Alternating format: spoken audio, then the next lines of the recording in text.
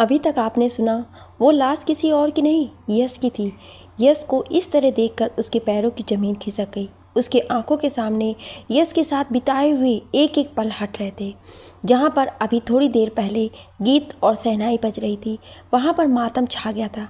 शिखा को अपने आंखों देखे पर यकीन नहीं हो रहा था। उसकी आंखों के सामने अंधेरा छाने लगा, पर वो धीरे धीरे आगे बढ़ी, लेकिन उसका शरीर उसके काबू में नहीं था। वो वहीं पर घुटनों के बल बैठ गई। अब आगे सुलोचना जी भागते हुए आईं। सामने पड़ी यश की लाश देखकर उनका कलेजा फटा जा रहा था। इतने सालों से जिस बेटे का इंतजार कर रही थी, उसी बेटे को भगवान ने वापस देकर उनसे छीन लिया। उन्होंने यश के हाथों को पकड़ा और माथे से लगाकर फूट फूट कर रोने लगी। आज फिर उनकी गोद सूनी हो गई थी। जिस बेटे को उन्होंने 6 साल पहले खोया था, आज फिर वो उनसे दूर हो गया। पहले ये उम्मीद थी कि वो वापस आएगा, पर इस बार ऐसी कोई उम्मीद नहीं बची थी कि अब उनका बेटा उनके पास दोबारा आएगा। नीतू अपने पापा के गले लगकर सुबक सुबक कर रो रही थी। घर के सभी लोगों की आंखें भर आई थी। किसी को ये उम्मीद नहीं थी कि ऐसा कुछ हो जाएगा। शिखा की आंखें अभी भी यश को ही देख रही थी। उसकी आंखों से आंसू नहीं निकल पा रहे थे। दिल में एक उम्मीद थी कि ये सच ना हो, सिर्फ एक झूठ हो। यश अभी उठकर बैठ जाएगा और उसे गले लगा लेगा, पर अब ये नहीं हो सकता था।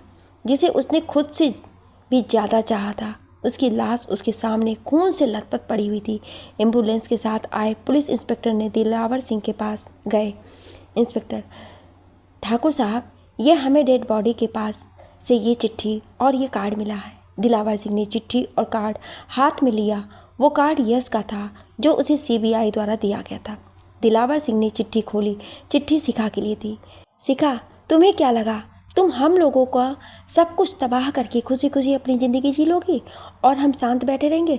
अब तुम हमेशा अपने पति की याद में मरोगी, हर पल हर वक्त। अगर ये जानना चाहती हो कि हम लोग कौन हैं, तो थोड़ा अपने अतीत में चली जाना, सब कुछ पता चल जाएगा। दिलावर सिंह ने चिट्ठी नीचे फेंक दी। सबकी नज़रें शिखा पर थी और सब शिखा की ऐसी नज़रों से देख रहे थे जैसे उसी ने यश की हत्या की है। पत्नी की गलतियों की वजह से मारा गया, ना ही इससे शादी करता और ना ही मरता। पास खड़े एक आदमी बोला, ये तो होना ही था। जब जिसके चर्चे जितने होते हैं, उसके उतने ही दुश्मन होते हैं। उन्हीं में से किसी ने मार दिया होगा। भीड़ में से एक और आवाज़ आई, शादी को 1 साल भी नहीं हुए और अपने पति को खा गई। ये कैसी अभागी है ये? दिलावर सिंह चिल्लाते हुए, आप सभी चुप रहिए और हमें हमारे दुख के साथ अकेला छोड़ दीजिए। बोलते बोलते उनके आंखों से आंसू निकलने लगे और वो वहीं बैठ गए। महावीर सिंह ने उनके कंधों पर हाथ रखा। दिलावर सिंह उनके गले लग गए।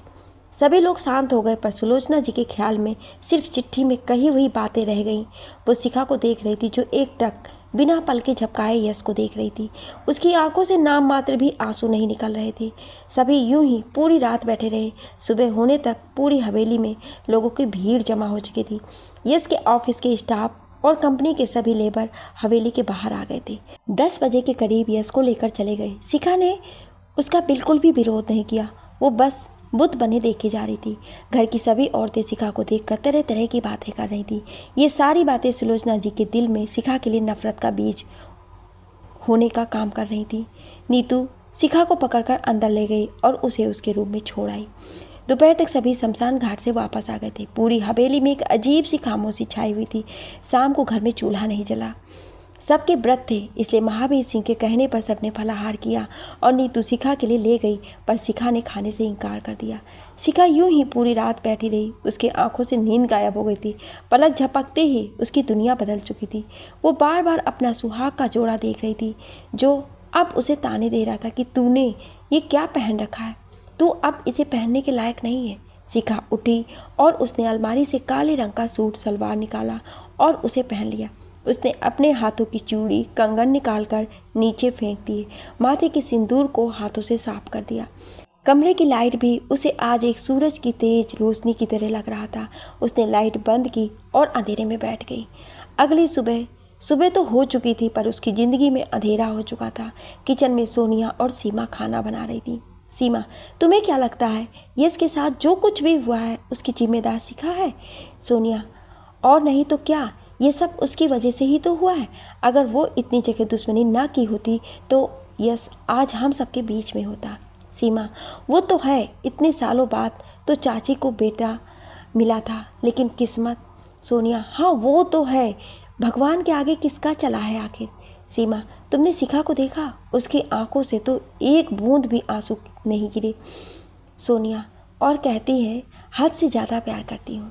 दोनों अपना अपना काम करने लगी, पर उनकी बातें दरवाजे के पास खड़ी सुलोचना जी भी सुन रही थी, जो किचन में किसी काम से आई थी। सुलोचना जी वापस लौट गई और अपने रूम में जाकर बिस्तर पर लेट गई। नीतू शिखा के लिए ब्रेकफास्ट लेकर गई तो देखा रूम में पूरा अंधेरा छाया हुआ था। नीतू ने बल्ब जलाया तो देखा शिखा ने कपड़े बदल लिए हैं और बेड पर बैठी हुई है। नीतू हैरानी से, भाभी आपकी आंखें इतनी लाल कैसे? आप सोई नहीं क्या पूरी रात? शिखा कुछ नहीं बोली। नीतू, कुछ बोलिए भाभी, और आपने ये कैसे कपड़े पहन लिए हैं भाभी? शिखा खामोशी से बैठी हुई थी। ऐसा लग रहा था कि किसी के बोलने का उसे कोई फ़र्क नहीं पड़ रहा है। नीतू, ब्रेकफास्ट कर लीजिए आप। शिखा फिर भी कुछ नहीं बोली। नीतू, खा लीजिए, नहीं तो मैं मम्मी को बुला लाऊंगी। जब शिखा काफ़ी देर तक कुछ नहीं बोली तो नीतू नीचे चली गई। नीचे सुलोचना जी के कमरे में गई तो देखा वो सोई हुई है। उसने उन्हें जगाना ठीक नहीं समझा और अपने रूम में जाकर रोने लगी। दोपहर में सुलोचना जी की भाभी और भैया आए हुए थे। उनके भाई रणबीर का ट्रांसपोर्ट का बिजनेस था और उनकी पत्नी ज्योति घर और बच्चों को संभालती थी। आते ही दोनों ने सुलोचना जी के कान भरने शुरू कर दिए। रणबीर ने अपने दोस्त की बेटी से यश की शादी की बात की थी, पर यश ने मना कर दिया था, तो इस वजह से वो दोनों शादी में भी नहीं आए थे। ज्योति, बुरा हुआ दीदी, बहुत ही बुरा हुआ। रणबीर, मैंने जब पहली बार सुना कि लड़की पुलिस में है तो मैं पहले ही समझ गया था कि उसकी दुश्मनी कहीं आप लोगों को पर भारी ना पड़ जाए। ज्योति, और हुआ भी तो यही, हमारा पृथ्वी अब इस दुनिया में नहीं है उस लड़की की वजह से। वो कहते हैं ना, पुलिस वालों की ना तो दुश्मनी अच्छी है और ना ही दोस्ती। रणबीर, अब होने को कौन टाल सकता है, जो हो गया सो हो गया। ज्योति, हमने जो रिश्ता बताया था वो भी बहुत बढ़िया था, काफ़ी ऊंचे खानदान से थी लड़की। वो दोनों अपनी बातें किए जा रहे थे और सुलोचना जी उनकी बातें सुने जा रही थी। नीतू भी बाहर ही खड़ी थी। जब उससे बर्दाश्त नहीं हुआ तो वो अंदर आ गई। नीतू, मामा जी, आप दोनों यहाँ भैया के जाने का दुख जताने आए हैं या अपनी पुरानी कहानी बताने आए हैं? रणबीर, नहीं बेटा, हम तो बस ऐसे ही बता रहे थे। नीतू, बताने की ज़रूरत नहीं है। नीतू की बात सुनकर दोनों पूरी तरह से मन ही मन जल फूंक के राख हो गए, पर कुछ कह नहीं पाए और उठकर चल दिए। रात हो चुकी थी, सब अपने अपने रूम में खाना खा रहे थे। नीतू को शिखा का ख्याल आ रहा था। उसने 2 दिन से कुछ नहीं खाया था। वो एक बार फिर शिखा के लिए खाना लेकर उसके रूम में गई, पर इस बार भी शिखा ने कुछ न बोली और ना ही उससे कुछ खाया। नीतू सुलोचना जी के कमरे में गई। नीतू, मम्मा भाभी खाना नहीं खा रही हैं, उनसे कहो ना कि खाना खा लें। अगर खाना नहीं खाएंगी तो उनकी तबीयत खराब हो जाएगी। सुलोचना जी, ना खाए ना ही सही, मेरे बेटे को तो खा ही गई है। अब ये खाना ना खाकर किसे दिखाना चाहती है? उसकी वजह से ही मेरा पृथ्वी मरा है। उसके खाना ना खाने से वो वापस नहीं आने वाला। अब मुझे इस लड़की से कैसी भी उम्मीद नहीं है। खाए या मर जाए, मुझे उससे फ़र्क नहीं पड़ता है बिल्कुल भी। मेरी आंखें अब उसे नहीं देखना चाहती है। वही है असली फसाद की जड़, जब कुछ उसने ही किया है। सुलोचना जी ने चिल्लाते हुए कहा। उनकी आवाज़ पूरी हवेली में गूंज गई। सुलोचना जी के दिल में शिखा के लिए जो प्यार था अब वो नफरत में बदल चुका था। उनकी तेज और गुस्से से भरी आवाज़ इस बात की गवाही दे रहे थे कि शिखा के लिए जगह उनके दिल में अब रत्ती भर भी नहीं है। अपनी माँ को इतना गुस्से में देखकर नीतू डर गई और उनके रूम से बाहर आ गई। नीतू रोते हुए अपने रूम में चली गई। रात 1 बजे पूरी हवेली में अंधेरा छाया हुआ था। हवेली के सभी लोग सोए हुए थे। इसी वक्त शिखा के रूम का दरवाज़ा खुला और शिखा अपने रूम से बाहर आई। उसके हाथों में यश की तस्वीर थी जिसे उसने अपने सीने से लगा रखा था। धीरे धीरे वो सीढ़ियों से नीचे उतरी, हवेली से बाहर आई और जब दरवाजे के पास पहुंची तो दरवाजे का चौकीदार उन्हें इस वक्त देखकर हैरान हो गया। उसने शिखा को वापस अंदर जाने के लिए कहा, पर शिखा वापस नहीं गई। उसने दोबारा कहा, पर शिखा नहीं गई। शिखा ने उसे कुछ कहा तो वो फिर सिर हिलाकर ना करने लगा, हाथ जोड़ने लगा। शिखा ने जब उसे घूर कर देखा तो उसने दरवाज़ा खोल दिया। शिखा पैदल ही चलने लगी। हवेली का चौकीदार उसे काफ़ी देर तक खड़ा होकर देखता रहा। जब शिखा अंधेरे में गायब हो गई तो वो अंदर बैठकर रोने लगा। शिखा पैदल ही कई किलोमीटर चलते हुए कुलदेवी माँ काली के मंदिर पहुँची। गिरते पड़ते वो मंदिर की सीढ़ियों पर चढ़ते हुए ऊपर मंदिर तक पहुँची। मंदिर का दरवाज़ा लगा हुआ था जो बस जाली खुली हुई थी, जिसमें से माता की मूर्ति साफ दिखाई दे रही थी। शिखा, मैं आपसे कुछ मांगने नहीं आई हूँ। मैंने जो गलती की है उसकी सज़ा भुगतने के लिए यहाँ आई हूँ। मैं जानती हूँ कि मैंने आपके मंदिर की परिक्रमा ठीक से नहीं की थी, इसलिए आपने मुझसे मेरे पति को छीना है। आज मैं आपके मंदिर की परिक्रमा पूरी करने आई हूँ। एक बार नहीं, 1000 बार करूँगी। इसके बदले मुझे मेरा यश वापस लौटा दो, वापस लौटा दो। देख शिखा सीढ़ियों से नीचे उतरी। यश की तस्वीर को सीने से लगाए वो मंदिर के चक्कर लगाने लगी। इतनी दूर पैदल चलकर आने की वजह से भूख और कमजोरी उस पर हावी हो रही थी। उसका शरीर उसके काबू में नहीं था, फिर भी वो चक्कर लगाने लगी। वो बार बार गिर जाती पर वो रुकी नहीं। उसके पैरों से खून निकलने शुरू हो चुके थे पर वो रुकना नहीं चाहती थी। उसने एक चक्कर पूरा किया, फिर 2, 3, 4, 7 चक्कर पूरे करने के बाद भी वो घूमती रही। उसके शरीर ने उसका साथ छोड़ दिया। उसके आंखों के सामने अंधेरा छाने लगा और वो वहीं पत्थरों पर गिर गई। पत्थर पर गिरते ही उसके सिर पर पत्थर टकराया और वो बेहोश हो गई। सुबह हुई तो नीतू शिखा के रूम में चाय लेकर गई तो देखा वहाँ रूम में नहीं है। उसने बाथरूम में देखा तो वहाँ भी नहीं थी। नीतू भागते हुए नीचे आई। नीतू, पापा, भाभी अपने रूम में नहीं है। दिलावर सिंह, क्या रूम में नहीं है तो कहाँ है? वो परेशान है, बाहर बंगले में बगीचे में अकेली बैठी होगी। सीमा, शिखा का दरवाज़ा सुबह से ही बंद है। मैंने उसे नीचे आते हुए भी नहीं देखा है। सभी शिखा को पूरी हवेली में देखने लगे पर शिखा कहीं पर नहीं मिली। बाबूजी, बहू रानी पूरी हवेली में कहीं पर नहीं है। महावीर सिंह, गेट पर पहरा देने वाले को बुलाओ। गेट का चौकीदार अंदर आया। महावीर सिंह, सबके सोने के बाद हवेली से बाहर कौन कौन गया था? भंवर सिंह, मालिक, कल रात 12 बजे नई बहू रानी आई थी और उन्होंने मुझे गेट खोलने के लिए कहा। महावीर सिंह गुस्से से, और तुमने बिना हमसे पूछे गेट खोल दिया? मालिक, उन्होंने मुझे कसम दी थी। उन्होंने कहा कि अगर मैंने गेट नहीं खोला तो वो अपनी जान दे देंगी, इसलिए मैं मजबूर हो गया था। दिलावर सिंह, कैसे गई वो? वो पैदल ही गई। दिलावर सिंह, इसका मतलब वो हमसे बिना कुछ बताए ही हवेली छोड़कर चली गई है। हमें उसे ढूंढना जाना होगा। कोई कहीं नहीं जाएगा। अंदर से सुलोचना जी बाहर आते हुए बोली। दिलावर सिंह, ये तुम क्या कह रही हो सुलोचना? वो हमारे घर की बहू है, उसे हम अकेला कैसे छोड़ सकते हैं? सुलोचना जी, बहू थी, अब वो हमारे घर की बहू नहीं है। नीतू, ये आप क्या कह रही हैं?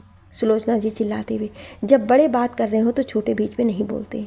सुलोचना जी ने आंखें दिखाते हुए नीतू को घूरा तो उसने सिर नीचे कर लिया। उसकी आंखों में आंसू आ गए। महावीर सिंह, ये मत भूलो कि हम ही उसे इस हवेली में लेकर आए हैं। सुलोचना जी, माफ़ करिए भाई साहब, ये मेरे परिवार का मामला है, इसमें आपको बोलने का कोई हक नहीं है। सुलोचना जी की बात सुनकर महावीर सिंह गुस्से से लाल हो गए। उन्होंने अपनी मुट्ठी भींच ली। वो कुछ कहते इससे पहले शारदा देवी ने उन्हें कुछ कहने से मना कर दिया। वो गुस्से से वहाँ से चले गए। सुलोचना जी, अगर आप उसे लेने गए तो मेरी लाश देखोगे जब वापस आओगे तो। दिलावर सिंह को गुस्सा तो बहुत ही आ रहा था पर वो ये भी जानते थे कि औरत कहती नहीं है, करती भी है। वो भी गुस्से में वहाँ से चले गए। एक एक करके घर के सभी लोग वहाँ से चले गए। उनके जाने के बाद सुलोचना जी भी वहाँ से चली गई। इधर शिखा मंदिर के दूसरे हिस्से में बेहोश पड़ी हुई थी। उसके सिर और पैरों से खून निकल रहा था। पास के गांव के कुछ शराबी वहाँ से गुजर रहे थे। उन लोगों ने उसे देखा तो हैरान रह गए। शिखा को देखकर उनकी आंखों में हवस में उतर आया। वो लोग उसके पास पहुँच गए। तभी वहाँ पर पुलिस का सायरन बजने लगा और वो लोग शिखा के हाथ का चैन, घड़ी और गहने लेकर वहाँ से भाग गए। पुलिस शिखा के पास गए। उनके साथ आई लेडी कांस्टेबल ने शिखा का निरीक्षण किया और सब ठीक होने का इशारा किया। तब तक पुलिस एम्बुलेंस भी वहां पर आ गई थी। एम्बुलेंस में शिखा को ले जाया गया। इंस्पेक्टर ने किसी के पास फ़ोन किया। हेलो, हाँ सर, मैम हमें मिल गई हैं, सब ठीक है, पर सिर और पैर में चोट है। ठीक है, तुम उसे हॉस्पिटल में एडमिट करवाओ, तब तक मैं आता हूँ। शिवाजी हॉस्पिटल, उज्जैन। शिखा को हॉस्पिटल में एडमिट करवा दिया गया है और पुलिस वहीं पर खड़ी होकर किसी का इंतजार कर रही थी। तभी हॉस्पिटल के बाहर लगातार कितनी ही कारें आकर रुकी। उनमें से बीच की कार में से सीबीआई चीफ बलराज ठाकुर और उनकी पत्नी सुधा देवी बाहर आईं। उन्हें नीतू ने फ़ोन करके सब कुछ बता दिया था, इसलिए उन्होंने तत्काल एक्शन लिया और उज्जैन की पुलिस को शिखा को ढूंढने का ऑर्डर दिया। बलराज ठाकुर डॉक्टर के पास गए। बलराज ठाकुर, अब कैसी है तबीयत उसकी? डॉक्टर, तबीयत काफ़ी सीरियस है, कुछ कह नहीं सकते। हमने टेस्ट किए हैं, पेशेंट के टेस्ट से पता चल रहा है कि उसने पिछले 72 घंटों में ना पानी पिया है ना खाना खाया है, और तो और वो सोई भी नहीं है। इस कंडीशन में हम किसी को नहीं बचा सकते हैं, ना उसे और ना ही उसके बच्चों को। सुधा देवी, बच्चों को? डॉक्टर, वो प्रेग्नेंट है 2 महीने की और उसके गर्भ में जुड़वा बच्चे हैं। अगर कुछ घंटों में उन्हें डाइट नहीं मिला तो वो अपने बच्चों को खो देगी। सुधा देवी, ऐसा मत कहिए डॉक्टर, कुछ तो कीजिए। डॉक्टर, इनकी कंडीशन बहुत ही ज़्यादा ख़राब हो गई है, शरीर बिल्कुल बेजान हो गया है, चेहरा पीला पड़ चुका है, हम इस मामले में रिस्क नहीं ले सकते हैं सर। तभी नर्स भागती हुई वहाँ पर आई। नर्स, डॉक्टर, वो पेशेंट की सांसें ऊपर नीचे हो रही हैं। डॉक्टर भागते हुए शिखा के रूम में गया तो देखा शिखा लंबी लंबी सांसें ले रही थी, शायद उसे सांस लेने में तकलीफ हो रही थी। डॉक्टर, ऑक्सीजन लगाओ। नर्स ने जल्दी से शिखा को ऑक्सीजन लगाया और शिखा के हाथ की उंगलियों में मशीन के तार लगाए और जब सबने मशीन की तरफ देखा तो होश उड़ गए। शिखा की हार्ट बीट बहुत ही धीरे चल रही थी। डॉक्टर ने बलराज ठाकुर को बाहर आने का इशारा किया। बलराज ठाकुर सुधा जी को शिखा के पास छोड़कर बाहर आ गए। डॉक्टर, देखिए सर, मरीज की हालत बहुत ही ज़्यादा ख़राब हो गई है, आप इसे कहीं बड़े हॉस्पिटल में ले जाइए। अगर ये यहाँ पर रही तो हम इन्हें नहीं बचा पाएंगे, आप इन्हें जहाँ ले जाना चाहते हैं ले जाइए। बलराज ठाकुर, आप पेशेंट को डिस्चार्ज करने की तैयारी करिए, मैं तब तक एयर एम्बुलेंस को बुलाता हूँ। डॉक्टर जाते हुए वापस मुड़ा। मैं पूछ सकता हूँ कि पेशेंट आपकी क्या लगती हैं? बलराज, मेरे बेटे की पत्नी है जो अब इस दुनिया में नहीं है, उसके जाने का उसे बहुत ही सदमा लगा है। हॉस्पिटल से थोड़ी दूर पर हेलीकॉप्टर शिखा को ले जाने के लिए तैयार हो गया था। शिखा को एम्बुलेंस के जरिए हेलीकॉप्टर से दिल्ली लेकर जाने वाले थे।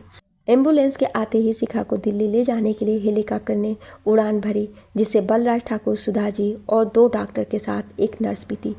2 घंटे के अंतराल में ही हेलीकॉप्टर दिल्ली पहुंच गया। शिखा को एम्बुलेंस के जरिए एम्स हॉस्पिटल ले जाया गया, जहां पर डॉक्टर की एक टीम पहले से ही बाहर इंतजार में खड़ी थी। एम्बुलेंस के पहुंचते ही डॉक्टर्स की टीम ने शिखा को इमरजेंसी वार्ड में शिफ्ट किया। निमी भी हॉस्पिटल पहुंच गई थी। उसे नीतू ने फ़ोन करके सब कुछ बता दिया था। वो रोते हुए शिखा के पास जा रही थी, पर उसे शिखा के पास जाने नहीं दिया गया। वो बाहर से ही शीशे में से शिखा को देख रही थी।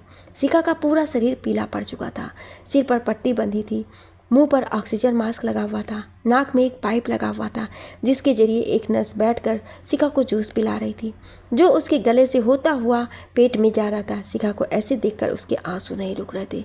तभी डॉक्टर ने उसे अंदर बुलाया। डॉक्टर, पेशेंट आपकी क्या लगती है? निम्मी, बहन है मेरी। डॉक्टर, इन डॉक्यूमेंट पर साइन कर दीजिए।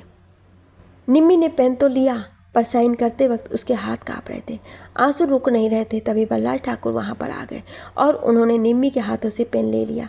बलराज ठाकुर ने साइन किया और निम्मी को सुधा जी के पास बाहर भेज दिया। बलराज ठाकुर फिर अंदर डॉक्टर के केबिन में गए। बलराज ठाकुर, शिखा ठीक तो हो जाएगी ना? डॉक्टर, सर, पेशेंट की हालत बहुत ही नाजुक है। खाना ना खाने की वजह से शरीर के कई अंगों ने काम करना बंद कर दिया। हार्ट बीट बहुत ही धीरे धीरे चल रही है। शरीर में खून की कमी आ गई है, जिस वजह से पूरा शरीर पीला पड़ गया है। उसकी आंखें देखकर ऐसा लग रहा है कि उसे किसी चीज़ की गहरा सदमा पहुँचा है, जिस वजह से उन्होंने जीने की उम्मीद ही छोड़ दी है। बिल्कुल। बलराज ठाकुर, कुछ भी करके उसे और उसके बच्चों को बचाइए। डॉक्टर, हम पूरी कोशिश कर रहे हैं, पर वो खुद ही जीना नहीं चाहती है। बलराज ठाकुर, वो होश में कब तक आएगी? डॉक्टर, कम से कम 24 घंटे। बलराज ठाकुर, इतना वक्त? डॉक्टर, बात अगर शिखा की होती तो इतनी प्रॉब्लम नहीं होती। बात है उसके बच्चों की, उन्हें भी डाइट चाहिए, इसलिए हमने एक नली उसके नाक के जरिए उसके पेट तक पहुंचाया है, जिससे उसके बच्चों को भी डाइट मिलती रहे और वो सेफ रह सके। बलराज ठाकुर, उम्मीद बस अब आपसे ही है हमें, अब आप ही शिखा और उसके बच्चों को बचा सकते हैं। बलराज ठाकुर बाहर आ गए और सुधा जी को अपने पास बुलाया। उसके बाद उन्होंने नीतू से फ़ोन करके सब कुछ पूछा। बलराज ठाकुर, क्या तुम्हारे घर में सबको पता है कि शिखा प्रेग्नेंट है? नीतू, नहीं। बलराज ठाकुर, ये बात तुम किसी को नहीं बताओगी, सब कुछ ठीक हो जाएगा तब मैं खुद ही तुम्हारे परिवार से मिलने आऊँगा। नीतू, अब कैसी हैं भाभी? बलराज ठाकुर, वो ठीक है, तुम चिंता मत करो, तुमने बहुत ही बढ़िया किया जो मुझे फ़ोन कर दिया। चलो अब रखो, मुझे काम है। बलराज ठाकुर ने फिर सुधा जी की तरफ देखा। बलराज ठाकुर, जब तक सब कुछ ठीक नहीं हो जाता तुम किसी को नहीं बताओगी कि शिखा प्रेग्नेंट है। सुधा जी, पर हाँ, हमें आलोक जी और अंजना जी को भी तो यहाँ बुला लेना चाहिए। बलराज ठाकुर, मैंने ओमवीर सिंह के बेटे से बात की है, वो थोड़ी देर में पहुँचने वाला होगा यहाँ पर। सुधा जी, आलोक जी को तो बता देते आप। बलराज ठाकुर, अभी वो यात्रा पर है, उन्हें ये सब बताना ठीक नहीं है, अभय को आ जाने दो, उसके बाद उन्हें बता देंगे सब कुछ। निम्मी वहाँ पर आ गई। निम्मी, अंकल, क्या बताया डॉक्टर ने? बलराज ठाकुर, घबराने की बात नहीं है, शिखा जल्दी ही ठीक हो जाएगी। निम्मी ने हाँ में सिर हिला दिया और वापस जाकर कॉरिडोर में अकेले बैठ गई। बलराज ठाकुर वहाँ से चले गए। वहाँ पर सुधा जी और निम्मी बैठी हुई थी। थोड़ी देर बाद वहाँ पर रश्मि और अभय आए। रश्मि को देखकर निम्मी रोते हुए जाकर उसके गले लग गई। रश्मि, क्या हुआ निम्मी, तू ऐसे क्यों रो रही है? निम्मी ना रोते हुए शीशे की तरफ इशारा किया तो रश्मि ने उधर देखा तो उसके होश उड़ गए। शिखा को इस हालत में देखकर उसके हाथ कांपने लगे। अभय के भी रोंगटे खड़े हो गए। दोनों के मन में एक ही सवाल आया कि शिखा उज्जैन से इतनी दूर इस हालत में यहाँ क्या कर रही है और यश कहाँ है? रश्मि, क्या हुआ निम्मी, शिखा की यह हालत कैसे और यश कहाँ है? निम्मी रोई जा रही थी और वो बोलना चाह रही थी कि पर बोल नहीं पा रही थी। सुधा जी ने निम्मी को पकड़ा और कुर्सी पर बिठाया। सुधा जी ने रश्मि और अभय को सब कुछ बताया तो दोनों के होश उड़ गए। रश्मि रोते हुए अभय के गले लग गई। उसे विश्वास नहीं हो रहा था कि सुलोचना जी ने शिखा के साथ ऐसा किया है। अभय भी हैरान परेशान शीशे में से शिखा को देख रहा था। रश्मि, हमें मामा जी और मामी जी को सब कुछ बता देना चाहिए। अभय, हाँ पर अभी नहीं, उन्हें यहाँ आ जाने दो। निम्मी ने अपना फ़ोन निकाला और आलोक जी को फ़ोन मिलाया। फ़ोन जाते ही आलोक जी ने उठाया। आलोक जी, हेलो, हाँ बेटा। निम्मी, पापा वो निम्मी से बोला ही नहीं जा रहा था तो उसके हाथ से फ़ोन अभय ने ले लिया। अभय, हेलो मामा जी, मैं अभय बोल रहा हूँ। आप जितना जल्दी हो सके उतना जल्दी वापस आ जाइए, बहुत ही जल्द। आलोक जी, क्या हुआ बेटा? अभय, अभी मैं आपको नहीं बता सकता हूँ, सिर्फ आप जल्दी से जल्दी आ जाइए। आलोक जी, ठीक है। अभय ने फ़ोन रख दिया। रश्मि, मैंने मम्मी पापा को भी सब बता दिया है, वो लोग भी घर से निकल गए हैं। सभी वहीं पर बैठ गए और शिखा के होश में आने का इंतजार करने लगे। इंतजार करते करते दोपहर से रात हो गई। बलराज ठाकुर के आने पर सभी ने होटल के कैंटीन में खाना खाया। रात को अभय और बलराज ठाकुर हॉस्पिटल में रुक गए। निम्मी, रश्मि और सुधा जी तीनों बलराज ठाकुर के घर चली गईं। रात भर शिखा को होश नहीं आया। नर्स उसे नली के जरिए लिक्विड फूड खिला रही थी। सुबह होते ही रश्मि, निम्मी और सुधा जी भी आ गईं। सुधा जी घर से ही ब्रेकफास्ट बनाकर लाई थी तो अभय और बलराज ठाकुर ने हॉस्पिटल की कैंटीन में साथ मिलकर ब्रेकफास्ट किया। 10 बजे तक रश्मि के घर के लोग भी हॉस्पिटल पहुंच गए। विराज जी, अब कैसी है शिखा की तबीयत? रश्मि, अभी तक होश में नहीं आई है वो। सुषमा जी और काजल ने शीशे में से देखा तो उन दोनों की भी आंखें भर आई। काजल, इन सब के जिम्मेदार सिर्फ ठाकुर फैमिली है, भगवान उन लोगों को कभी माफ़ नहीं करेगा इसके लिए। सुषमा जी, अगर भैया और भाभी ने शिखा को इस हालत में देख लिया तो उन पर क्या गुजरेगी? विराज जी, सब ठीक हो जाएगा, भगवान पर भरोसा रखो। ऋतिक, अभय से तुमने उज्जैन में दिलावर सिंह से इस बारे में बताया नहीं कुछ? अभय, अभी तक तो नहीं। ऋतिक, मैं अभी बात करता हूँ उन लोगों से। ऋतिक ने अपना फ़ोन निकाला तो उसे बलराज ठाकुर ने रोक दिया। बलराज ठाकुर, ये सही समय नहीं है उन लोगों से बात करने का। अभी उनसे बात करके कुछ फ़ायदा नहीं होगा। एक समय ऐसे आएगा कि वो लोग खुद ही आएंगे, उस समय उन लोगों की करतूत उन्हें याद दिलानी है हमें। ऋतिक, पर सर। विराज जी, बलराज सर ठीक कह रहे हैं, अभी जल्दबाजी में कदम उठाना ठीक नहीं है। काजल, क्या हम शिखा से मिल नहीं सकते? बलराज ठाकुर, जब तक होश नहीं आ जाता है तब तक नहीं। काजल उदास मन से जाकर कुर्सी पर बैठ गई। सभी बैठकर शिखा के होश में आने का इंतजार करने लगे। सुबह से इंतजार करते करते दोपहर हो गई। तभी निम्मी का फ़ोन बजा तो सबकी नज़रें उस तरफ थीं। कॉल आलोक जी की थी। निम्मी ने विराज जी की तरफ बढ़ा दिया। विराज जी उनसे बात किए और फिर अभय और ऋतिक दोनों ही उन्हें रेलवे स्टेशन लेने चले गए। आधे घंटे बाद आलोक जी और अंजना जी हॉस्पिटल पहुंचे। हॉस्पिटल में सबको एक साथ इकट्ठा देखकर उन लोगों का दिल किसी अनहोनी की शंका पहले ही करने लगी थी। आलोक जी ने सबके उदास चेहरे देखे। उन लोगों में से कोई भी उनसे आंखें नहीं मिला पा रहा था। आलोक जी विराज जी के पास गए। आलोक जी, क्या बात है भाई साहब? विराज जी, भाई साहब, हमारी शिखा। अंजना जी हैरानी से, क्या हुआ शिखा को, बताइए भाई साहब, क्या हुआ शिखा को? विराज जी, शिखा की मांग का सिंदूर हमेशा के लिए मिट गया है। यस अब इस दुनिया में नहीं रहा। विराज जी की बात सुनकर अंजना जी और आलोक जी की पैरों तले जमीन खिसक गई। दोनों का कलेजा फट गया। अंजना जी, मेरी बेटी कहाँ है? अंजना जी ने रोते हुए विराज जी से पूछा। विराज जी, वो अभी आईसीयू में है। आलोक जी, क्या हुआ शिखा को? बलराज ठाकुर, यश की मौत का उसे गहरा सदमा लगा है। उसने खाना पीना सब कुछ छोड़ दिया है, जिस वजह से उसके बॉडी के कई पार्ट्स ने काम करने बंद कर दिए हैं। आलोक जी, क्या मैं अपनी बच्ची को देख सकता हूँ? बल्लाल ठाकुर ने शीशे की तरफ इशारा किया तो आलोक जी और अंजना जी उस तरफ गए। शिखा को इस तरह देखकर उन दोनों के आंखों से आंसू नहीं रुक रहे थे। आलोक जी रोते रोते वहीं फर्श पर बैठ गए। अंजना जी, आप ही इस तरह टूट जाएंगे तो मेरा क्या होगा? अंजना जी भी रोते हुए उनके गले लग गई। उन दोनों को रोता देख सबकी आंखें भर आई। आलोक जी, ये बहुत गलत किया है भगवान ने मेरी शिखा के साथ। उसका घर बसने से पहले ही उसने उजाड़ दिया। आलोक जी को कुछ याद आया और उठकर विराज जी के पास गए। आलोक जी, शिखा को तो उज्जैन में होना चाहिए था ना, वो यहाँ कैसे? विराज जी ने आलोक जी को सब कुछ बताया, जिसे सुनकर आलोक जी को दिलावर सिंह के फैमिली पर बहुत गुस्सा आया। वो भारी मन से बल्लाल ठाकुर के पास गए और हाथ जोड़ते हुए बोले, अगर आप ना होते तो आज मेरी बेटी यहाँ ना होती। मैं आपका शुक्रिया कैसे करूँ? बल्लाल ठाकुर आलोक जी का हाथ पकड़ते हुए, ये क्या कह रहे हैं आप? यस मेरा भी बेटा है और उसके नाते शिखा मेरी भी घर की बहू हुई। एक घर ने उसे ठुकरा दिया, लेकिन मेरे घर का दरवाज़ा हमेशा उसके लिए खुला रहेगा।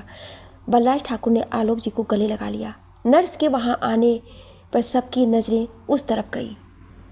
नर्स, पेशेंट को होश आ गया है, आप लोग उससे मिल सकते हैं। सभी शिखा से मिलने के लिए अंदर गए। शिखा लेटी हुई छत को देख रही थी। उसके नाक में नली लगी हुई थी और मुंह पर ऑक्सीजन मास्क लगा हुआ था।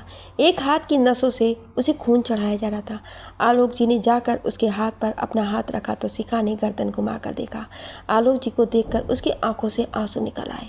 आलोक जी, हम आ गए हैं बेटा, सब ठीक हो जाएगा। शिखा ने ना में सिर हिला दिया। अंजना जी, ऐसा क्यों कह रही है बेटा?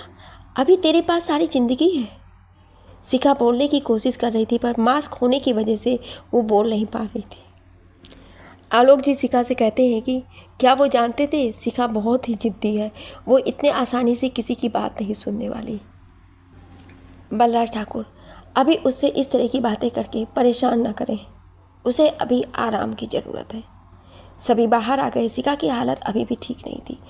उसकी सूनी आंखें बहुत कुछ बयां कर रही थी। शिखा को होश आ गया था। सबके लिए इससे बड़ी खुशी की क्या बात थी, इसलिए सभी इस वक्त शांत थे। रात को आलोक जी और ऋतिक के साथ रश्मि हॉस्पिटल में रुक गई और बाकी सभी बल्लाल ठाकुर के घर चले गए। डॉक्टर ने शिखा को नींद का इंजेक्शन दे दिया जिससे वो गहरी नींद में सो सके। सुबह तक शिखा की तबीयत पहले से बहुत ठीक हो चुकी थी। अभी भी उसे लिक्विड फूड नली के जरिए ही दिया जा रहा था। काजल और रश्मि उसके पास बैठकर बातें कर रही थी और उसे हंसाने का पूरी कोशिश कर रही थी। उन दोनों की बातों का शिखा पर कोई असर नहीं पड़ रहा था। वो लेटी हुई लगातार छत को देखे जा रही थी। घर के सभी उससे बातें करने की कोशिश करते रहते पर वो किसी के बातों पर ध्यान ही नहीं देती, खुद में ही खोई रहती थी। इसी तरह शिखा को हॉस्पिटल में भर्ती हुए 4 दिन हो गए थे। उसके मुंह से ऑक्सीजन मास्क और नाक में लगी हुई नली निकल चुकी थी, लेकिन वो कुछ खाती पीती नहीं थी। यूं ही चुपचाप बेड पर लेटी रहेगी या बैठी रहेगी। शिखा को इस तरह देखकर सबका दिल दुखी था। अंजना जी उसके लिए कैंटीन से खाना लेकर आईं और उसे अपने हाथों से खिलाने लगीं, पर वो तो किसी और ख्यालों में खोई हुई थी। ऐसा लग रहा था कि आसपास उसका कोई नहीं है। बिल्कुल चुपचाप वो नीचे फर्श को घूर रही थी। अंजना जी, खा ले बेटा, कब तक यूं ही खुद को तकलीफ देती रहेगी? बल्लाल ठाकुर भी सुधा जी के साथ उस वक्त हॉस्पिटल में ही आए हुए थे शिखा को देखने के लिए। बल्लाल ठाकुर शिखा के पास गए और उसके पास कुर्सी लेकर बैठ गए। बल्लाल ठाकुर, देखो बेटा, यश अब इस दुनिया में नहीं है, ये हम सभी जानते हैं। मैं जानता हूँ तुम दोनों एक दूसरे को बहुत चाहते थे, सपने में भी एक दूसरे से अलग होने की नहीं सोच सकते थे, पर भगवान को कुछ और ही मंजूर था। पता है शिखा, जब हमारी शादी हुई थी, बलराज ठाकुर ने सुधा जी की तरफ इशारा किया, उसके 4 साल बाद हमारे घर में एक बेटे ने जन्म लिया था। हम उसे बहुत प्यार करते थे, इतना कि उसे एक खरोच भी आ जाती तो उसके लिए रात भर जाग जाते। जब वो 15 साल का हुआ तो कैंसर हो गया। हमने उसे बड़े से बड़े डॉक्टर को दिखाया, पर हम उसे बचा नहीं पाए। उसके जाने के बाद हमारी ज़िंदगी वीरान सी हो गई थी, हमारे जीने की वजह ही नहीं थी। फिर कुछ महीनों बाद मुझे यश मिला, सड़क किनारे जख्मी हालत में। मैं उसे अपने घर ले आया। जब उसे होश आया तो उसे कुछ याद ही नहीं था। वो अपनी याददाश्त को खो चुका था। उसका घर, माँ बाप, भाई बहन, वो सब कुछ भूल चुका था। उसके मासूम से चेहरे को देखकर मुझे उसमें अपना बेटा दिखाई देने लगा और फिर उसे अपने घर से ही कहीं जाने ही नहीं दिया। वो अपने यशवंत बेटे के नाम पर उसका नाम यश रख दिया। जिस तरह ऊपर वाले ने हमसे हमारा एक बेटा छीन लिया था, ठीक उसी जगह हमें एक दूसरा बेटा दे दिया। तुम्हारे पास भी जीने की दूसरी वजह है। तुम्हारे पेट में पल रहा यश का बेटा, जिसके बारे में तुम कुछ सोच ही नहीं रही हो। बलराज ठाकुर की बात सुनकर सभी हैरानी से उन्हें देखने लगे। बलराज ठाकुर, जिंदगी को और एक मौका दो, अपने बच्चों को लाओ इस दुनिया में। तुम खुद को अकेला मत समझो। ये देखो तुम्हारे माता पिता जो 4 दिनों से हॉस्पिटल में हैं। ठीक से इन्होंने भी एक वक्त का खाना नहीं खाया है। इसलिए नहीं खाया क्योंकि उनकी बेटी ज़िंदगी से हार गई है और ख़ुद को किसी कायर की तरह आत्मसमर्पण करके मौत के हवाले कर रही है। तुम्हारे भाई बहन बुआ फूफा कई दिनों से तुम्हारे ठीक होने के इंतज़ार में हैं, लेकिन तुम ठीक नहीं होना चाहती। तुम तो यूं ही बिना कुछ खाए पिए अपने बच्चे और परिवार के सभी लोगों को एक गहरा दुख देना चाहती हो। बलराज ठाकुर की बात सुनकर शिखा ने खाने की प्लेट उठाई और रोटी का टुकड़ा तोड़कर खाना शुरू किया। अंजना जी ने उसके हाथ से प्लेट ले लिया, खुद ही खिलाने लगी। बलराज ठाकुर ने शिखा के सिर पर हाथ रखा और बोले, तुम अकेली नहीं हो, हम सब हर मुश्किल में हर परिस्थिति में तुम्हारे साथ हैं। अगली सुबह शिखा को हॉस्पिटल से डिस्चार्ज कर दिया गया। शिखा कुछ दिनों के लिए बलराज ठाकुर के घर पर, कुछ दिनों के लिए विराज जी और आलोक जी का सारा परिवार रुका हुआ था। वीर और वंदना एक दिन शिखा से मिलने के लिए उनके घर आए। जब वो दोनों शिखा के पास गए तो वह सोफे पर आराम से बैठी हुई कुछ सोच रही थी। वीर, हेलो मैम, कैसी हैं आप? शिखा ने उनकी तरफ देखा और ठीक हूँ में सिर हिला दिया। दोनों शिखा का चेहरा देख रहे थे, जिस पर कभी गुस्सा हुआ करता था और कभी अपने साथियों के लिए प्यार। वो चेहरा एक सूखे हुए फूल की तरह मुरझाया हुआ था। वीर, मैम, हमने पता कर लिया है यश सर को किसने मारा है। उन्हें रोजी और गिरधारी ने मारने की सुपारी दी थी। वो दोनों कल एक एक्सीडेंट में मर गए हैं। पुलिस उनका पीछा कर रही थी, तब उनकी कार एक ट्रक की चपेट में आ गई और वो दोनों वहीं पर मरे गए। वंदना, आप ठीक तो है ना मैम? शिखा ने हाँ में सिर हिला दिया और उठकर वहाँ से चली गई। उसके जाने के बाद निम्मी कॉफ़ी के 2 कप लेकर आई और टेबल पर रख दिया। निम्मी, जीजू के जाने के बाद दीदी ने बोलना ही छोड़ दिया है। वो किसी से भी बात नहीं करती है। वीर, यस सर और शिखा मैम एक दूसरे से बहुत प्यार करते थे। वंदना, जब हम किसी से हद से ज़्यादा प्यार करते हैं तो हम चाह कर भी उसे भुला नहीं पाते। दोनों ने कॉफ़ी पिया और चले गए। शाम को सभी हॉल में बैठे थे। शिखा भी खामोशी से बैठी हुई थी। आलोक जी, शिखा, हम कहीं घूमने चले? निम्मी, हाँ पापा, कहीं घूमने चलते हैं। रश्मि, इस बार हम शिमला जाएंगे। काजल, शिखा तुम कहाँ जाओगी? शिखा, लखनऊ। इतने दिनों बाद शिखा की आवाज़ सुनकर सभी खुश हो गए। शिखा, मैं लखनऊ जाना चाहती हूँ। लखनऊ में ही हम पहली बार मिले थे। मैं लखनऊ में उनके उसी घर में रहना चाहती हूँ जिसमें वो रहते थे। लखनऊ में उनके साथ मेरी बहुत सी यादें जुड़ी हुई हैं। आलोक जी, ठीक है बेटा, हम लखनऊ जाएंगे। शिखा, कल? आलोक जी, इतनी जल्दी कैसे? शिखा, मैं चली जाऊंगी, आप सभी यहीं पर रहिए। आलोक जी, ठीक है, हम सभी कल ही लखनऊ जाएंगे।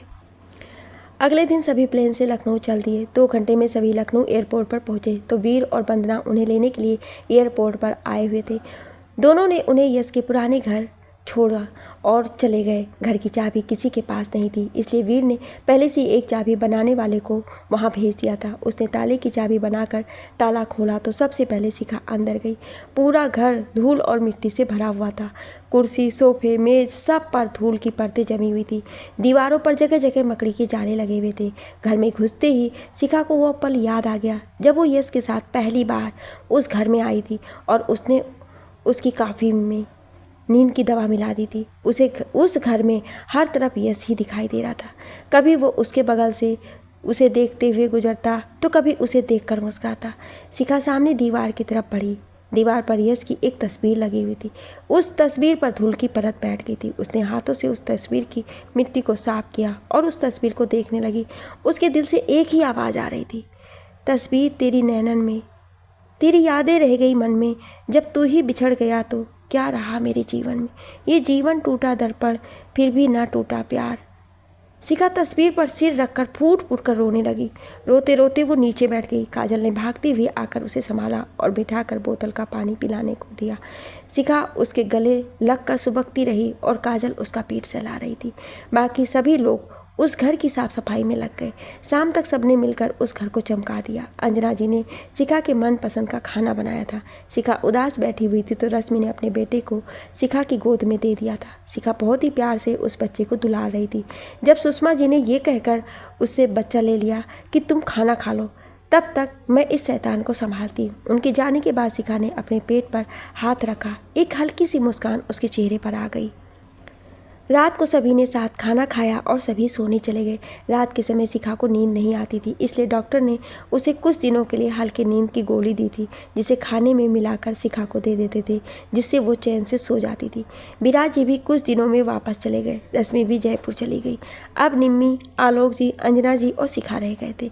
आलोक जी ने अपनी नौकरी से इस्तीफा देकर लखनऊ में ही अपना बिजनेस शुरू कर दिया था। इस तरह शिखा के साथ उन लोगों को भी मन लगा रहता था। बीच बीच में बलराज ठाकुर और सुधा जी उनसे मिलने आते रहते थे। इसी तरह लखनऊ में 3 महीने बीत गए। शिखा भी अब घर का थोड़ा बहुत काम कर लेती थी। उसका पेट अब हल्का बाहर आ गया था। आलोक जी और निम्मी रोज़ उसे सुबह शाम घूमने के लिए ले जाया करते थे और लौटते निम्मी के जिद करने पर आलोक जी दोनों को आइसक्रीम खिला। एक दिन शिखा घर के हॉल में बैठी हुई थी। निम्मी और अंजना जी लंच बना रही थी। तब एक लड़का आया जिसकी उम्र 25 के आसपास होगी। लड़का, हेलो मैम, मेरा नाम रौनक है, मैं CID से हूँ। आप मुझे नहीं जानती, पर मैं आपको अच्छी तरह से जानता हूँ। शिखा सामने खड़े लड़के को ऊपर से नीचे तक देखा और सोचने लगी, CID ऑफिसर, ये यहाँ पर क्यों आया है? फिर बोली, बैठिए मिस्टर रौनक। रौनक, मैं आपसे आपके पति मिस्टर यश के बारे में कुछ इन्फॉर्मेशन देने आया हूँ। यश का नाम सुनकर शिखा का दिल एक बार और पसीज गया। दिल को मजबूत करके वो बोली, शिखा जी बताइए। रौनक, जिस रात उनका एक्सीडेंट हुआ था। शिखा, उनका एक्सीडेंट नहीं, उनका मर्डर हुआ था। रौनक, आपको गलतफहमी हो रही है, उनका एक्सीडेंट हुआ था, मेरे पास सबूत भी है। शिखा लगभग चिल्लाते हुए, सबूत आप क्या दिखाओगे? मुझे आपसे बड़ा सबूत मेरी आंखों के सामने था। मेरे पति की लाश खून से लथपथ, जिसे एक साथ कई गोलियां मारी गई थीं। शिखा बताते बताते रोने लगी। अंदर से निम्मी और अंजना जी भी आ गई। शिखा की सांस तेज चलने लगी थी और वो हाँफने लगी।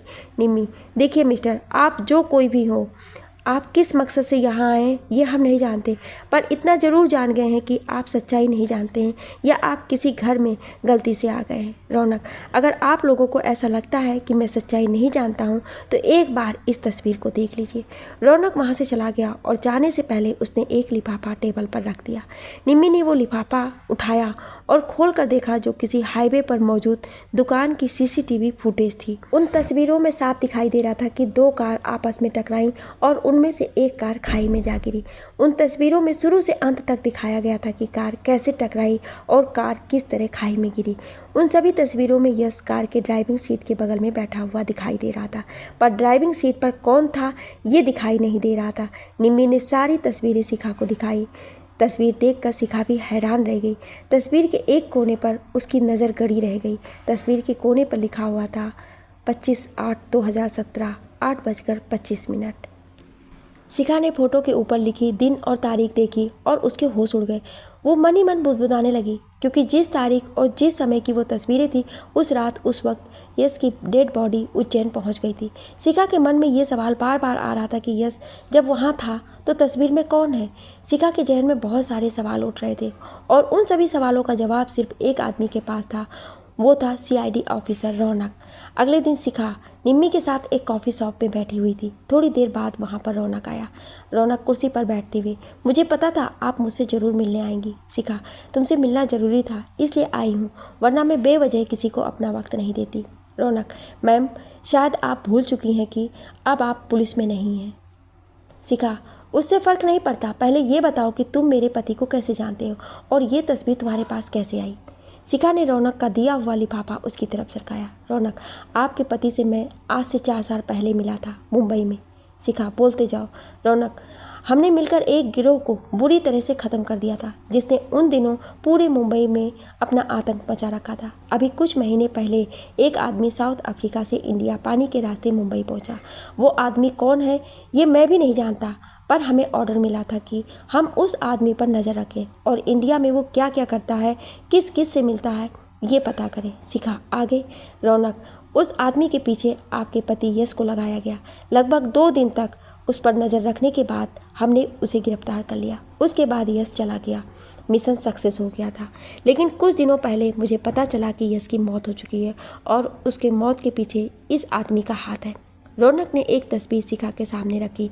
शिखा ने तस्वीर उठाकर देखा। तस्वीर में एक दाढ़ी वाला आदमी था। शिखा, यह आदमी कौन है? रौनक, इसका नाम तो नहीं पता किसी को अभी तक, पर यह राकेश नाम के पासपोर्ट से इंडिया आया है। शिखा तस्वीर को गौर से देखने लगी। शिखा, क्या तुम मेरी मदद कर सकते हो सच्चाई का पता लगाने में? रौनक, पर आप कैसे? आप तो। शिखा, मेरी प्रॉब्लम छोड़ो, मैं खुद को संभाल सकती हूँ। जितना पूछा उतना बताओ। रौनक, क्या करना है अब? शिखा, कल सुबह पता चल जाएगा सब कुछ। शिखा उठकर वहाँ से चल दी और अपनी कार में बैठ गई। निम्मी का कार स्टार्ट किया और दोनों वहाँ से चली गई। घर पहुंचकर शिखा अपने रूम में चली गई। रात को खाना खाने के बाद शिखा स्टडी रूम में चली गई और बोर्ड पर कुछ लिखती और मिटाती। रात भर वो स्टडी रूम में कुर्सी पर बैठे हुए कुछ ना कुछ सोचती रही। 4 बजे के करीब उसकी आंख लग गई। शिखा ने सपने में देखा कि वो बेड पर लेटी हुई है। उसके बगल में एक पालना है। पालने की दूसरी ओर यश खड़ा है और उसे कुछ दिखा रहा हो। धीरे धीरे वो उससे दूर होता चला गया और अंत में गायब हो गया। शिखा की झटके से आंख खुली और उसने घड़ी देखा तो 7 बज रहे थे। वो उठी और रूम से बाहर आई। स्टडी रूम से शिखा को बाहर आता देख आलोक जी बोले, बेटा इस वक्त तुम्हें आराम की ज़रूरत है और तुम हो कि सारी रात जाग रही थी? शिखा, नहीं पापा, वो मैं कुछ काम कर रही थी। आलोक जी, निम्मी ने मुझे सब कुछ बता दिया है, पर इन दिनों सफ़र करना तुम्हारे और तुम्हारे बच्चे के लिए ठीक नहीं होगा। शिखा, मैं अभी कहीं नहीं जा रही हूँ पापा, यहीं पर हूँ। आलोक जी, चल जल्दी तैयार होकर आओ, ब्रेकफास्ट करते हैं साथ में। शिखा, जी पापा। शिखा तैयार होकर आई और ब्रेकफास्ट करने के लिए बैठ गई। उसने सबके साथ ब्रेकफास्ट किया, फिर अपने रूम में चली गई। रूम में जाकर वो यश की तस्वीर के सामने खड़ी हो गई और गौर से देखने लगी। देखते देखते उसकी आंखों में आंसू आ गए। तभी निम्मी रूम में आई। निम्मी, दीदी, वंदना दीदी और वीर जी आए हुए हैं। शिखा ने आंखों को साफ किया और मुड़ी। निम्मी, दीदी आप रोती हैं तो बहुत दुख होता है मुझे। प्लीज़ दीदी आप यूँ रोया मत करो। शिखा, इन पर मेरा बस नहीं है। शिखा बाहर आ गई। हॉल में वीर और वंदना बैठे हुए थे। शिखा सोफे पर बैठते हुए, कैसे हो तुम दोनों? वंदना, हम दोनों तो ठीक हैं, आप बताइए। शिखा, बस कट रही है ज़िंदगी। वंदना, डॉक्टर के पास गई आप? शिखा, जाती हूँ, हर हफ्ते जाती हूँ। वीर, आपने यहाँ पर इतनी सुबह क्यों बुलाया हम दोनों को? शिखा, बुलाया तो मैंने राजन को भी है, पर वो नहीं आया। वीर, राजन से बात हुए मुझे भी कितने दिन हो चुके हैं, पता नहीं कहाँ है आजकल। घर का दरवाज़ा खुला और राजन अंदर आ गया। राजन, सॉरी वो मैं लेट हो गया। शिखा, कैसे हो राजन? सुना है तुम बहुत व्यस्त रहते हो आजकल। राजन, नहीं मैम, घर पर माँ की तबीयत खराब थी इसलिए वहाँ गया हुआ था मैं। शिखा, अब ठीक है ना वो? राजन, जी हाँ। शिखा, मैंने तुम लोगों को एक बहुत ही ज़रूरी काम के लिए बुलाया है।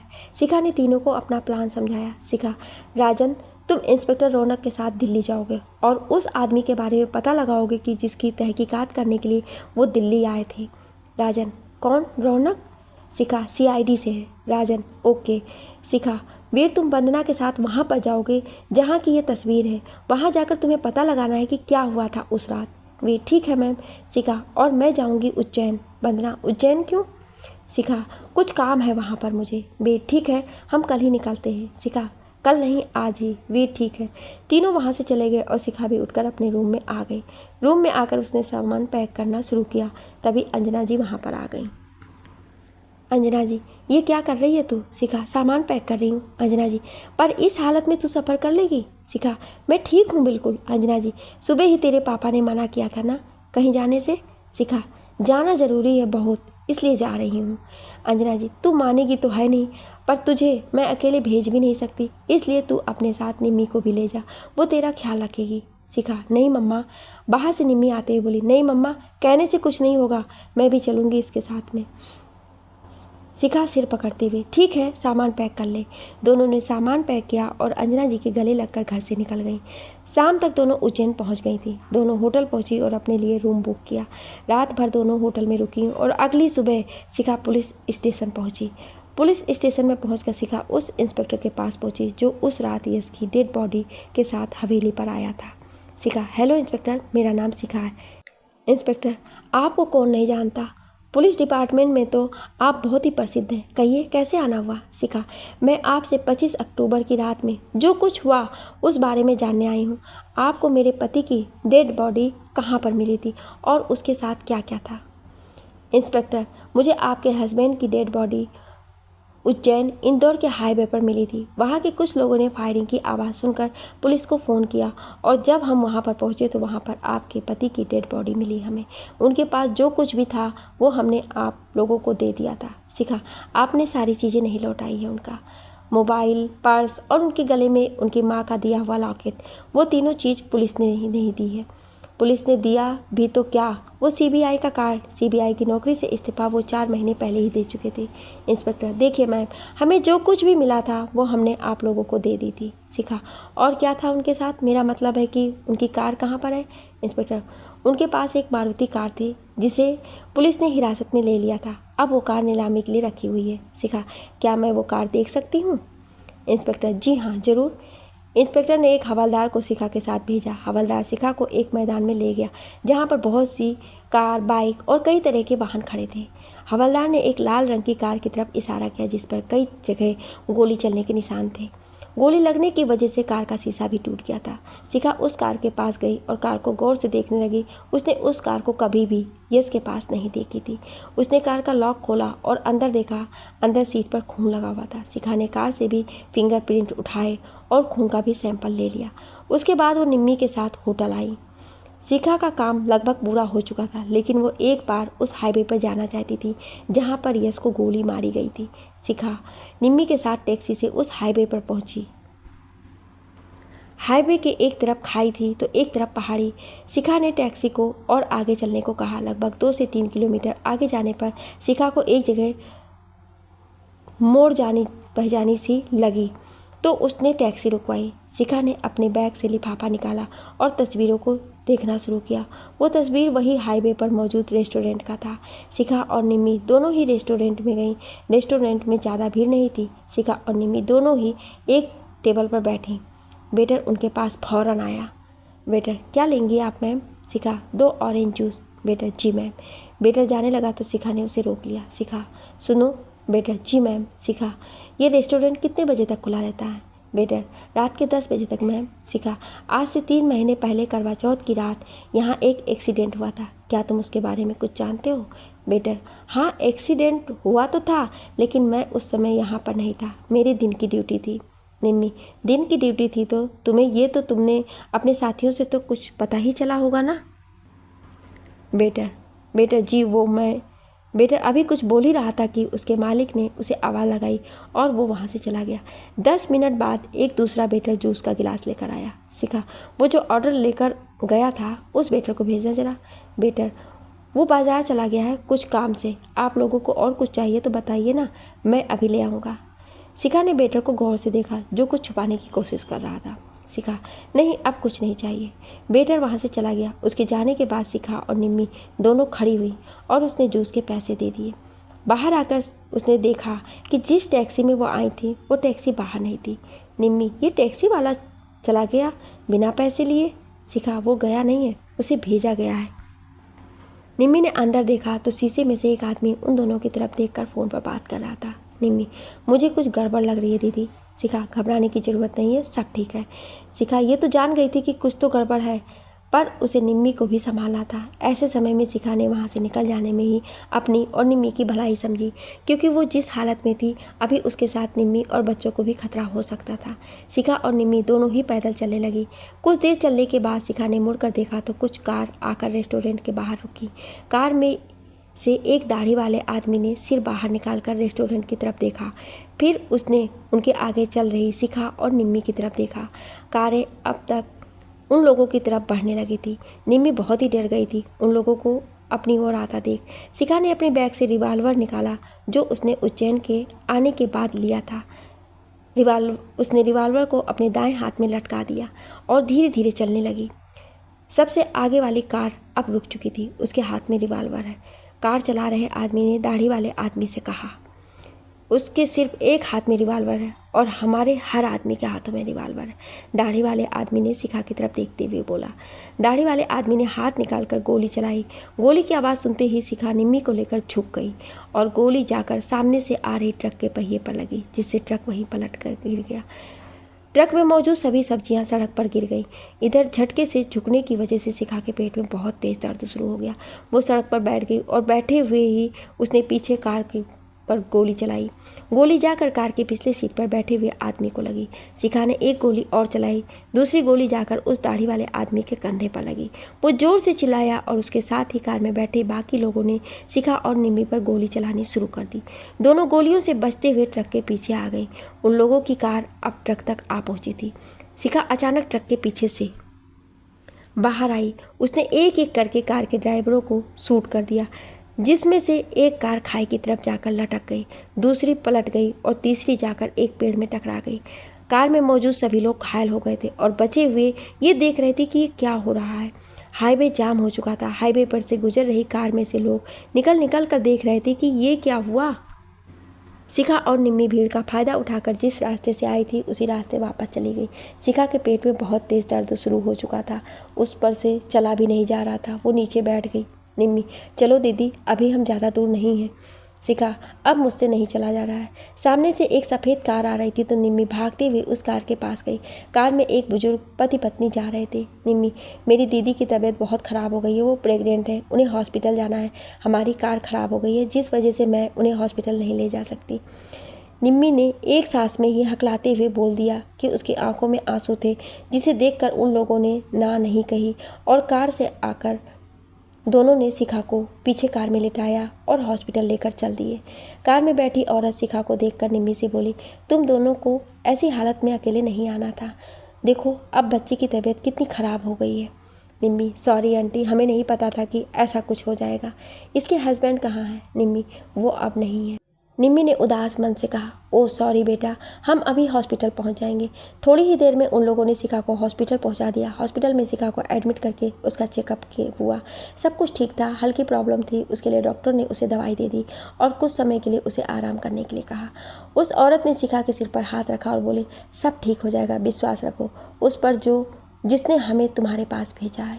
शिखा की आंखों में आंसू आ गए तो उस औरत ने उसे साफ किया और दोनों वहां से चले गए। जाते वक्त उन लोगों ने हॉस्पिटल का बिल भी जमा कर दिया। डॉक्टर ने शिखा को नींद का इंजेक्शन लगाया था, जिस वजह से शिखा को नींद आ गई और निम्मी भी उसके पास बैठी हुई सोफे पर ही सो गई। शाम के समय शिखा को होश आया तो उसने देखा उसके पास नीतू बैठी हुई थी। उसकी आंखों में आंसू थे। शिखा, कैसी हो तुम? नीतू, मैं तो ठीक हूँ, आप बताइए आप कैसी हैं और यहाँ क्या कर रही हैं उज्जैन में? शिखा, लंबी कहानी है, तुम ये बताओ घर पर कैसे हैं सब? नीतू, घर पर कोई ठीक नहीं है। मम्मी पापा एक दूसरे से बहुत कम बात करते हैं। बड़ी मम्मी और बड़े पापा के साथ और लोग भी सिर्फ ज़रूरत पड़ने पर ही बोलते हैं। जब से आप आई हैं मुझे भी हवेली में रहने का मन नहीं करता है। पृथ्वी भैया और आपकी बहुत याद आती है। शिखा, मुझे भी सबकी बहुत याद आती है, पर अब मैं जीते जी वहाँ कभी नहीं जाऊँगी। नीतू, ऐसा मत कहिए आप भाभी। शिखा, मैं ठीक कह रही हूँ नीतू। नीतू, वो सब छोड़िए, ये बताइए आप राजकुमार ला रही हैं या राजकुमारी? शिखा, वो तो अभी नहीं पता मुझे, पर ऐसा लगता है कि जो भी आएगा वो बहुत ही बदमाश होगा, बिल्कुल तुम्हारे भैया की तरह। उनकी यही निशानी तो रह गई है मेरे पास अब। नीतू ने शिखा के पेट पर सिर रखकर आवाज़ सुनी और खुश होते हुए बोली, अंदर से आवाज़ आ रही है। शिखा, अच्छा? नीतू, हाँ सच्ची। शिखा, चलो अब तुम घर जाओ, रात हो चुकी है, घर पर सब तुमसे पूछेंगे कि कहाँ गई थी। नीतू, भाभी आप अपना नंबर मुझे दे दो। आपने तो अपना और अपने घर वाले सभी लोगों का नंबर ही बदलवा दिया है।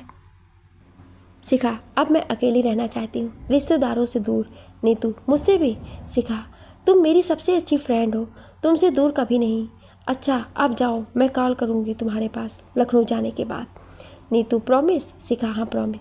नीतू चली गई। उसके जाते ही सिविल वर्दी में कुछ लोग अंदर आए, जिनमें कुछ लेडीज़ भी थी। उन्हें देखते ही शिखा समझ चुकी थी कि ये जरूर CBI या किसी डिपार्टमेंट से हैं।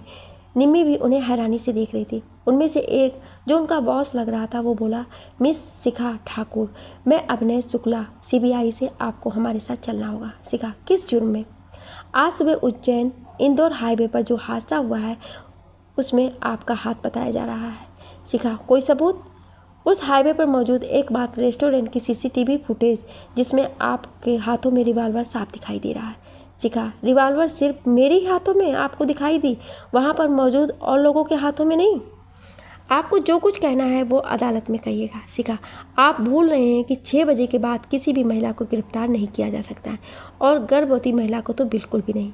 हम आपको गिरफ्तार नहीं कर रहे हैं, हम आपको अपने साथ पूछताछ के लिए ले जा रहे हैं। हमें ज़बरदस्ती करने पर मजबूर मत करिए।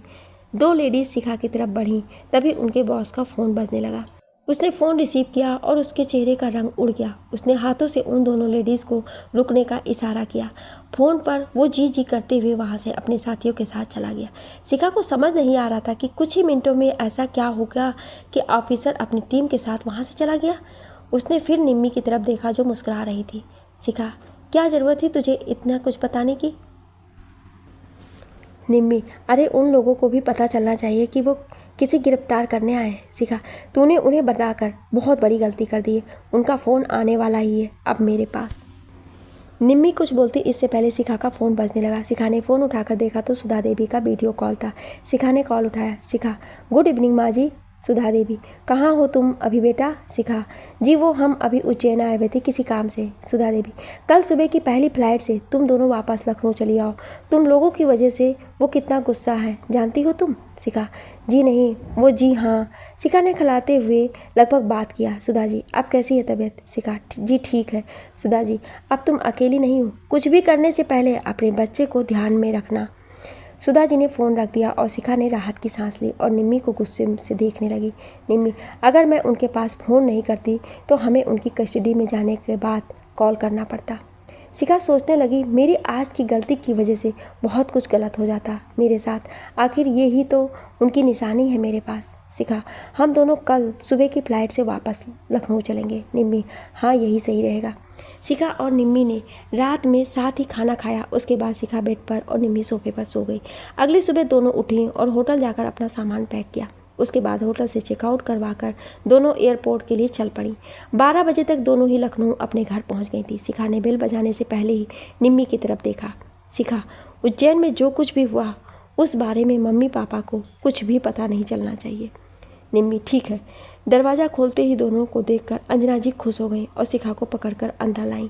अंजना जी, तू बैठ, मैं तेरे लिए जूस लेकर आती हूँ। शिखा, मुझे भूख नहीं है मम्मा। अंजना जी, ऐसी हालत में बिना भूख के भी खाते पीते रहना चाहिए। शिखा, वो मैं बाद में पी लूँगी। अंजना जी, बिल्कुल चुप, मैं अभी आई। अंजना जी अंदर चली गई और शिखा सोफे पर बैठ गई। अंजना जी ने जूस लाकर दिया। जूस पीने के बाद शिखा अपने रूम में चली गई। शाम को बलराज ठाकुर और सुधा जी घर आए। उन्हें वहाँ पर देखकर शिखा की बोलती बंद हो गई थी। वो मुंह खोले हुए उन्हें देख रही थी। शिखा आगे बढ़कर सुधा जी के पैर छूने गई तो सुधा जी ने उसे पकड़ लिया।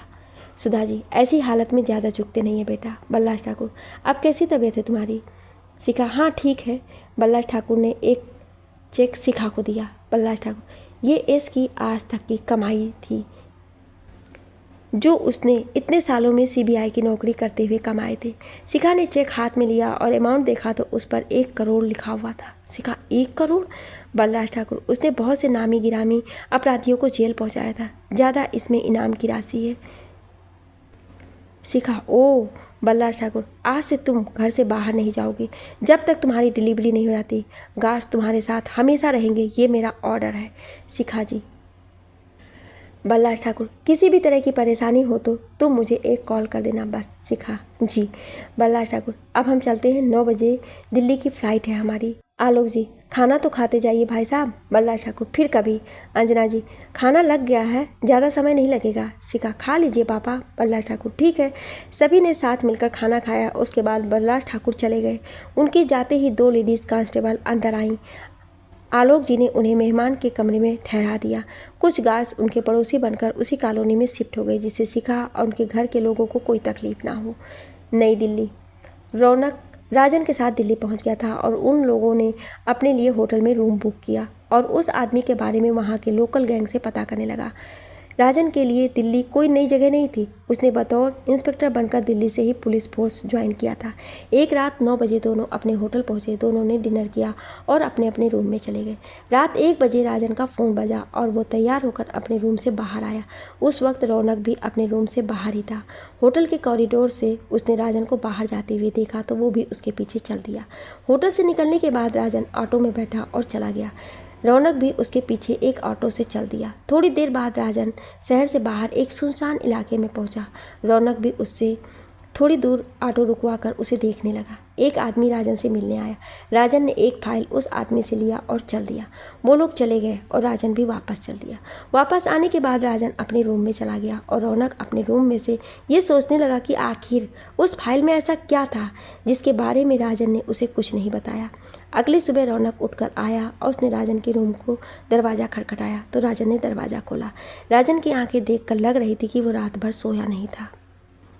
रौनक, क्या हुआ? अभी तक सोए थे क्या? राजन, नहीं यार, वो रात भर नींद ही नहीं आई, पता नहीं क्यों। रौनक, मैंने कॉफ़ी ऑर्डर की है, आओ साथ बैठकर पीते हैं। राजन, ठीक है। रौनक अंदर आया और सोफे पर बैठ गया। तभी रूम सर्विस का फ़ोन आया। हेलो मिस्टर राजन, आपसे मिलने के लिए कोई आया है। राजन, ठीक है, मैं आता हूँ। राजन सोचने लगा कि कौन हो सकता है जो उससे मिलने आया। राजन, तुम बैठो, मैं अभी आया। राजन नीचे चला गया। उसके जाते ही रौनक उसका सामान चेक करने लगा। जल्दबाजी में उसने सबसे पहले तकिए को हटा कर देखा तो उसके नीचे उसे वही फाइल मिल गई जो फाइल उस आदमी ने राजन को दिया था। उसने फाइल को देखना शुरू किया और फाइल देखकर उसके होश उड़ गए। तभी पीछे से आवाज़ आई, तुम्हें इतनी भी तमीज़ नहीं कि किसी के सामान को बिना इजाज़त के छूते नहीं है? रूम का दरवाज़ा लॉक करते हुए राजन बोला। रौनक, तो उस रात तुम थे यश के साथ उस कार में जो ड्राइव कर रहा था कार? राजन, बेशक मैं ही था। रौनक, तो तुम्हें यश के मिशन की सारी जानकारी होगी? राजन, हाँ थी, और मैंने उसका साथ भी निभाया। रौनक, यश कैसे मरा? राजन, यश कैसे मरा, किसने मारा, ये एक राज है, और अब एक राज ये भी होगा कि रौनक कैसे मरा। राजन ने बोलते हुए रौनक को लात मारी जिससे रौनक दीवार से टकराया। रौनक ने भी झुककर उसके पैरों पर लात मारी और राजन नीचे गिर गया। नीचे गिरते ही दोनों ने एक दूसरे का गर्दन पकड़ लिया और एक दूसरे को बुरी तरह से मारने लगे। दोनों की लड़ाई में कमरे का सारा सामान बिखर चुका था। दोनों खून से लहूलुहान हो चुके थे। राजन ने अपना बेल्ट निकाला और रौनक का गला दबा दिया। रौनक फर्श पर पड़ा ऐसे हाथ पैर मार रहा था जैसे मछली पानी से बाहर निकलने के बाद मारती है। कुछ ही देर में उसने पैर मारने बंद कर दिए। राजन ने उसका गला छोड़ दिया और बेड पर बैठकर बोतल से पानी पीने लगा। राजन, इसकी किस्मत में ऐसे ही मरना लिखा था। अब कहानी में आगे क्या मोड़ आने वाला है, अगला भाग जरूर सुनिएगा। Thank you.